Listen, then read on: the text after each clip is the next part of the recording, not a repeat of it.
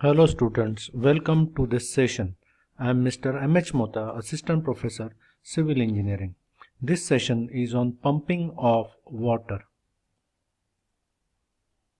The outcome of this session. At the end of this session, you will be able to understand the necessity of pumping in water treatment and also estimate the requirement of pumping in terms of overall power. Along with this, you even will be able to understand the concept of most economical diameter of rising main and the design of rising main. So let's start with the pumping of water. The pumping of water in case of water treatment plant is essential to lift the water from the source. Generally, in a country like India where the source is river or any lake as such, we need to lift the water from the source and need to convey it to the water treatment plants which are generally located on higher elevation. In such case, pumping of water is essential. Second, to lift the treated water to overhead tanks. Generally, the overhead tanks or reservoirs are located at higher elevation so that the water can be conveyed to the consumer end under the effect of gravity. So, to lift the water up to that high elevation, we need the pumps. To deliver treated water to the consumer's tap at reasonable pressure. Sometimes the pressure at the consumer's tap is very less, and in such case, to deliver the treated water to the consumer at a reasonable pressure, we need to use the pump. And to boost the line pressure to supply water under pressure for fire hydrant. Generally, in case of fire accident, we need to throw the water with very high discharge and with very good velocity. In such case, we need to boost the pressure to the pipelines which are supplying the water to the fire hydrant. So in such case even we need the pumping of water. And last, for the operations like backwashing of filter, for pumping chemicals and for dewatering of tanks, we need to take the help of pumping. So the types of pumps. The different types of pumps are displacement pump, centrifugal pump, airlift pump and reciprocating pump. Now how to select a pump is a task. An engineer should able to select an appropriate type of pump to fulfill the need. The selection of pump depends on number of criteria like capacity of pump, number of pumps required, the suction conditions under which the pumping needs to be done, total head discharge conditions, floor space requirement, flexibility of operation, starting and priming characteristics, and at last the cost. Generally, when we select the pump, it depends on the total head. Reciprocating pump can work against high pressure while centrifugal pumps are better for low heads. Now just try to understand the concept of pumping head. You might have learned this even in previous classes under the subject of hydraulics. We will just try to refresh it. So the total head for which the pump is to be operated is sum of three things: the total static head, the total head loss and velocity head. The total static head is the sum of the suction head plus discharge head. Or in simple words, it is the difference in elevation between the source and the point where water needs to be discharged. Total head loss depends on the characteristics of pipes like length, diameter and the material used. Well, velocity head is the head developed because of the velocity of water through the pipe. The total head loss can be calculated using a popular formula as FLV square upon 2GD, while the velocity head can be calculated as the V square upon 2G. So the meaning of different terms are like F is the coefficient of friction and is assumed as 0.04 in most of the cases as we use the CI pipes. L represents the length of pipe in meter. V is the velocity of flow through pipe. D is the diameter of pipe in meter. G is the gravitational acceleration. So these are the meaning of different terms. At the end of this discussion, we even will try to solve one example where all these concepts can be cleared. So how to estimate the capacity of pumping? So let's assume that if W is the total weight of water lifted per second through a height of h meter, then work done can be calculated as W into h, or it is nothing but the weight multiplied by the height per second. Now, as we know, the W can be calculated in terms of discharge multiplied by the unit weight or density of water. So W can be Q into W, where Q represents the discharge in meter cube per second and the weight of per meter cube of water is 1000 kg. So it can be calculated as, the total weight can be calculated as Q into W, on basis of which the water horsepower can be calculated as QWH upon 75. It is a formula to calculate the water horsepower. On the basis of this, we can calculate the brake horsepower, which is nothing but the water horsepower divided by 75 into efficiency of pump. So this helps us to calculate the brake horsepower.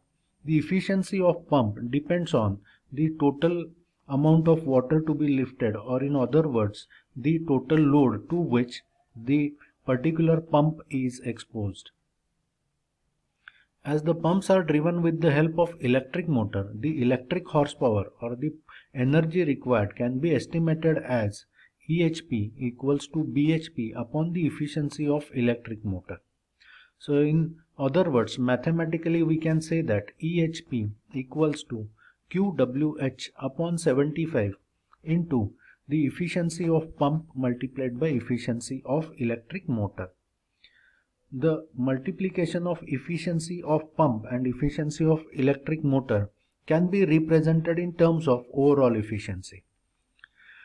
We must remember that the efficiency of pump depends on the total load. For the full load, it is maximum as around 80% or 0.8. If you reduce the load, the overall efficiency get reduced, and it can be reduced less than 50% if the total load to which the pump is exposed is lesser than the 50% of full load, while the electrical motor efficiency is around 70% or lesser. As we know, 1 horsepower equals to 736 watts or the 0.736 kilowatt. Power required in kilowatt can be calculated as EHP into 0.736. Let's try to estimate a pumping capacity for one real life example. So assume that there is one city having a population of 1.5 lakh. The average rate of supply for that has been designed as 160 LPCD. LPCD means liters per capita per day, or it is a demand per person per day. The static head, or the difference in the elevation of source and the point where water needs to be discharged for the treatment is say 40 meter. The length of rising main is 2000 meter, means the distance between the source and the water treatment plant is around 2 km. The diameter used for the pipe which is used as an rising main is say 0.6 meter, and overall efficiency, which is a multiplication of motor efficiency and electrical efficiency, it's say around 50%. Peak factor is 1.4, and knowing that pumping should be done for 24 hours a day, we need to estimate a pumping capacity. Let's try to understand how to estimate it. So first of all, we need to calculate the maximum amount of water that needs to be supplied. It is called as a peak demand.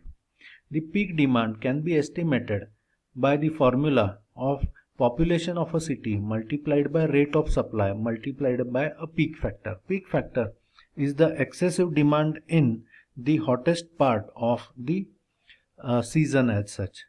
So we can estimate it as 1.5 lakh multiplied by 160 liters per person per day into 1.4 being a peak factor. It is around say 3 crores 36 lakh liters per day. So this is a peak demand or amount of water needs to be pumped on a particular day. So the pumping rate is equals to this peak demand, which can be converted in terms of meter cube per second, and it is estimated as 0.3889 meter cube per second.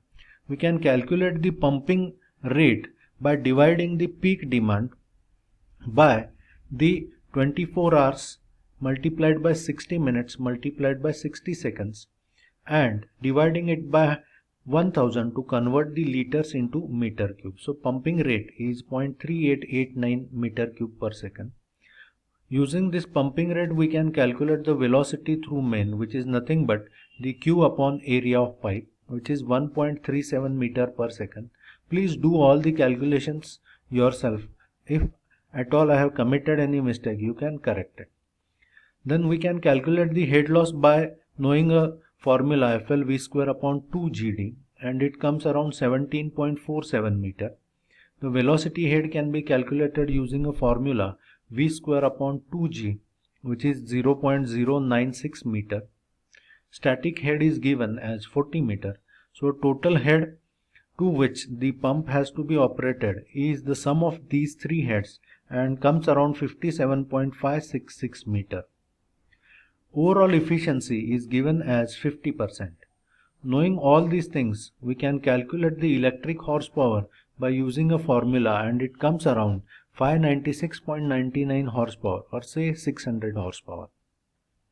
Please remember, practically we need to provide 30 to 50% extra capacity, as motor can be operated continuously, so it needs the certain maintenance, and at that time you should able to free certain amount of motors, and still you need to supply the water. So a provision of 30 to 50% needs to be done as an appropriate provision in terms of EHP.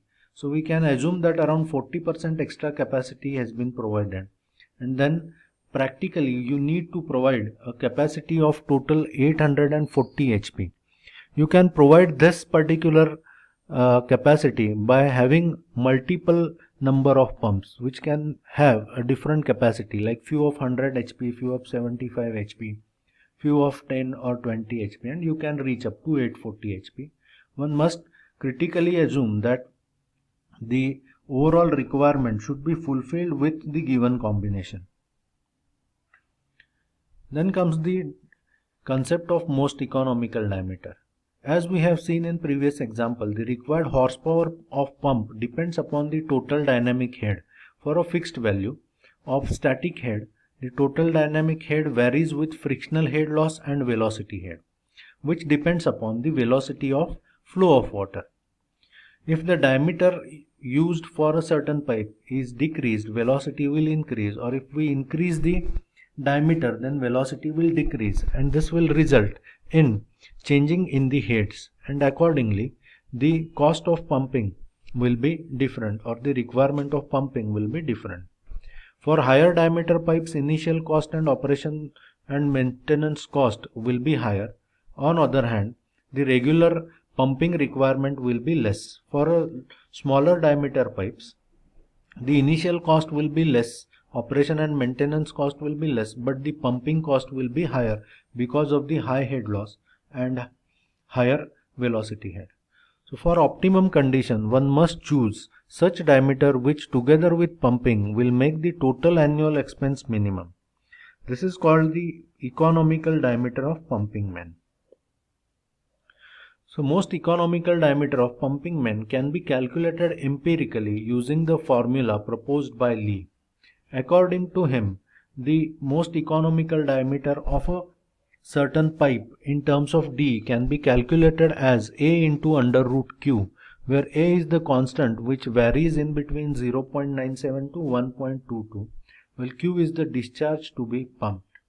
So using this, we can estimate the appropriate diameter of pumping, a rising main, which needs to be provided for the better overall economical condition. So that's it for this session. Let's meet in the next session to learn more. And thank you for having me. And don't forget to like, comment and subscribe. Thank you.